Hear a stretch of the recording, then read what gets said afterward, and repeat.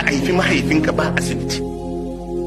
Yana daga cikin sadaqatu jariya da annabi sallallahu alaihi wasallam ya ambata, inna mimma yalhaqul mu'mina min amalihi wa hasanatihi ba'da mautihi. Annabi yace yana daga cikin abinda mumini zai riski mumini bayan ya mutu na ayyukan alkhairinsa.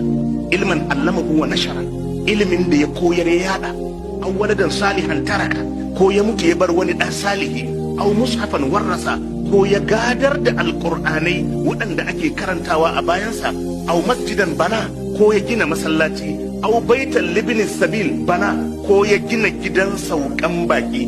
Gidan saukan baki ma aka ce zai zama maka sadaqatu jariya balle asibiti.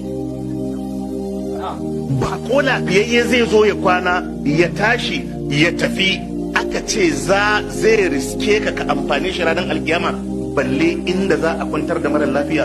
Za ka samu mutum yana da biliyoyin dukiya amma garin da aka haifi mahaifiyarsa babu asibitin da za a sha magani.